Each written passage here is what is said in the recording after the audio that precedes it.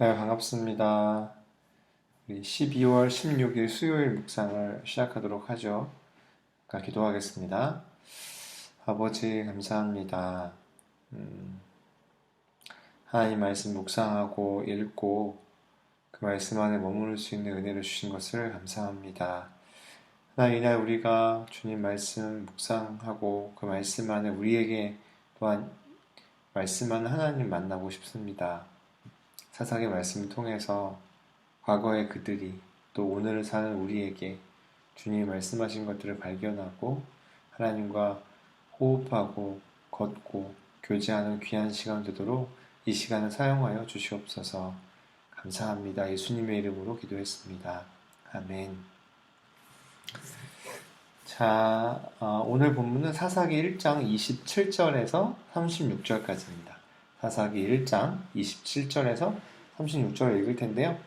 여기에 많은 지명들이 나와요. 족속 이름들이 나오는데 너무 신경 쓰지 않고 그냥 쭉 읽으면서 어떤 이야기인가.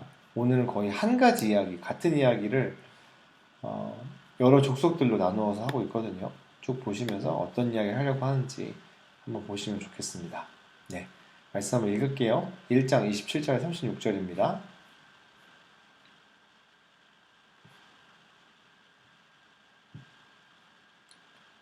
네, 이거 보셨죠?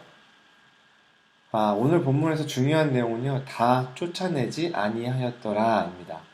오늘 본문은 이스라엘 각 지파들이 이제 가나안 땅에서 전쟁을 하는데 각 지파가 그들에게 맡겨진 땅들이 있잖아요. 분배된 땅이 있는데 그 땅에 살고 있던 원래 족속들을 쫓아내지 못한 이유, 완전히 정복하지 못한 이유에 대해서 기록하고 있죠. 오늘 본문에서는 쫓아내지 못했다, 한글 성경은요, 라는 문장이 7번 쓰이고요. 쫓아내지 않았다 라는 문장이 한 번, 28절에 사용됩니다. 근데 이제 영어 성경을 보면요, NASB나 NRSV, 전 제가 좋아하는 버전인데 킹 제임스 버전도 could not drive out 이라고 19절에 되어 있고 나머지들은 did not drive out, 그러니까 할 수 없어서 안 한 게 아니라 하지 않았다 라는 표현이 되는 거죠. could not drive out, 더 많은 경우에 did not drive out으로 번역합니다. 그리고 이제 27절하고 35절에는 결심했다라는 표현이 나오는데 이건 히브리어 원어로 야알이라는 단어인데 야알은 기뻐하다, 만족하다, 결정하다 이런 의미가 있어요. 이거 무슨 말이냐면 이스라엘 사람들이 그 땅에 살고 있던 원주민들, 가나안 족속들과 뭔가 만족할 만한 조건이나 협상을 통해서 그들을 내쫓지 않기로 결정했고 함께 있기를 기뻐했고 함께 거주하기로 결정했다는 뜻이에요. 이스라엘은 강성한 이후에도 그들을 쫓아내지 않고 노역을 시키고 아예 몰아내지 않고 그들의 노예로 그들을 사용하죠. 여러분 생각해보세요. 이스라엘 백성은 40년 동안 광야에서 떠돌아다니며 살았어요. 농사짓던 사람들이 아니잖아요. 유목하던 사람들이었는데 가나안 땅에 들어와서 이제 농사를 짓기 시작했어요. 농사를 처음 지으니까 처음부터 성공할 수 없었겠죠.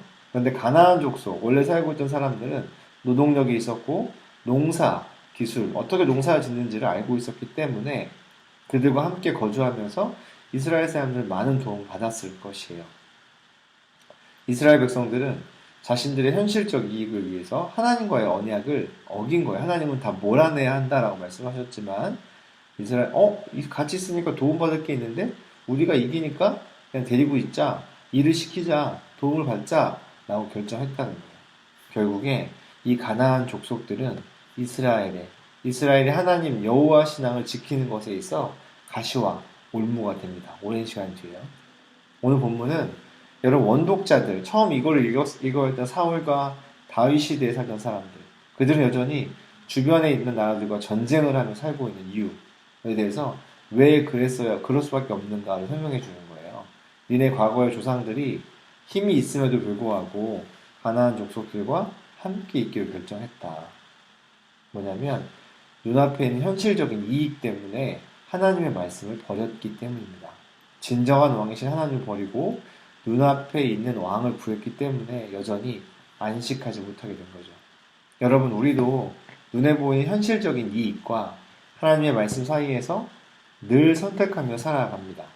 이 선택이 오늘 당장에는 나에게 도움이 되는 것 같지만 내일은 이스라엘 성을 그랬던 것처럼 가시, 우리 넘어지게 하는 것이 될 수도 있어요. 현실의 이익을 위해서 순종하지 않은 하나님의 말씀은 없는지 한번 우리는 늘 점검하고 깨어 있어야 될 것 같습니다. 오늘 묵상 적용은요. 나는 하나님의 말씀보다 현실적인 이익을 쫓아가서 결정한 적은 없나요? 그리고 그 결과는 어떠했는지 한번 생각해 보면 좋을 것 같아요.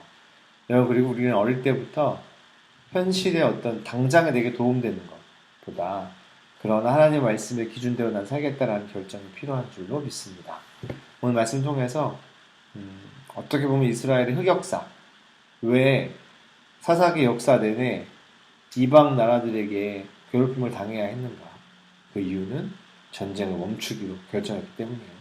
전쟁은 끝나지 않았는데 다 몰아내야 하는데 이스라엘 사람들은 같이 지내니까 도움이 많이 되는데 여러분 그것이 결국에 이스라엘이 이방 사람들이 믿던 수많은 종교에 섞이게 되는 시작이 되는 거죠. 현실의 이익보다 하나님의 말씀을 더 존중하는 우리 모두 됐으면 좋겠습니다. 네. 사랑하고 축복합니다.